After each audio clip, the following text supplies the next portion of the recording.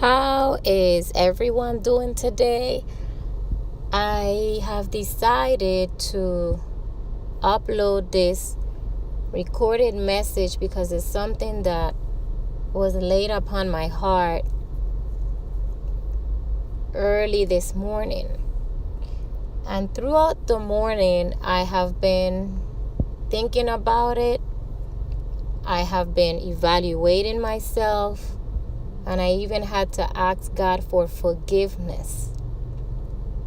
And you will understand why. There's a privilege that we have that sometimes we take for granted. I have taken it for granted. I have taken that privilege for granted. And I had to ask God for forgiveness because when I really contemplated on this privilege that I have, I felt ashamed. I was sad. My heart was heavy. And I need to share this with you today. And I hope that just like me, you will evaluate yourself after you hear this message. We have a privilege. And I don't think that sometimes we understand the extent of this privilege that we have. We are able to have one-on-one time with God. We are able to speak to Him, and we are able to listen to Him to speak back to us. We are so privileged to have a Father that is omnipresent. That means that He can be everywhere at one time. That means that you don't have to set aside an appointment to speak with Him. That means that if you need Him right now, at this very moment, He is available.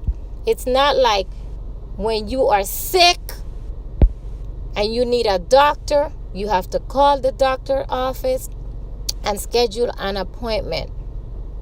We don't have to do none of that. We have the privilege of the most powerful being wanting to spend time with us. The most powerful being that sacrificed His only Son for our sins. And we have failed to realize this privilege that we have. All He wants, I am talking about the most powerful being on earth. Our Father wants to spend time with us. Do you understand the words that are coming out of my mouth? The most powerful being on this earth. He doesn't have to do that. And we have people in high positions, people that are with riches, that don't even care to spend time with other people because they feel they are too high up on the ladder. I am talking about the person that is the being that's more powerful than anyone on this earth. He wants to spend time with you and me. I'm not even talking about reading the Bible. I'm not talking about fasting. I'm not talking about going to church. Yes, all of that is important. I am talking about the most powerful being wants to be your friend. He wants to be the person that you love above all. Do you understand what I'm saying? We have taken this for granted. Imagine if your significant other or someone that you love did not want to spend time with you, did not want to spend one-on-one time with you. Imagine your significant other just sending you texts or writing you letters and did not care to spend personal time with you. He would rather send messages, write letters, or use someone as the messenger. Now let me break this down to you, what I mean. Sometimes when we have a problem, and this is something I did, I'm guilty of this. Sometimes when I had a problem, instead of me reaching out to my father on my own, I would reach out to someone else. Can you pray for me?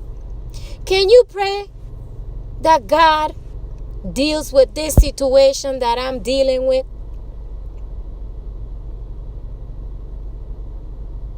This is like we sending text messages or writing letters to him instead of personally reaching out to him. Instead of you on your own reaching out to him, we are sending letters and text messages to our Father.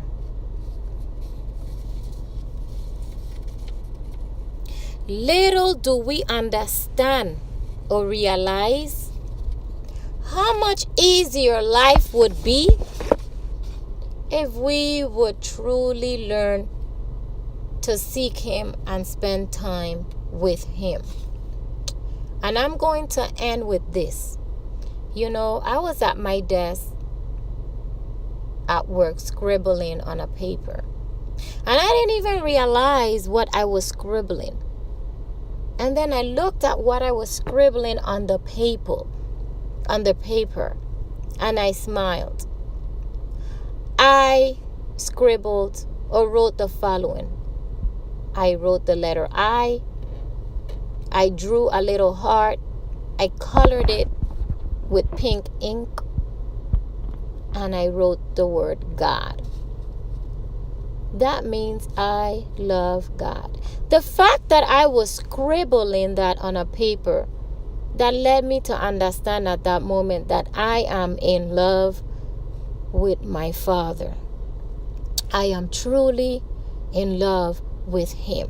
Do you remember when you were in high school and you had a crush on a boy, or you had a crush on a girl? Or girls, sometimes we sit down and we used to write little hearts, and you will write the name of the boy that you loved, or not you love, because when you're at that age you just have a crush, and you will doodle, you will scribble his name, and you'll put little. That's what I was doing, and that led me to understand that I am truly in love with my Father. And you know what I did?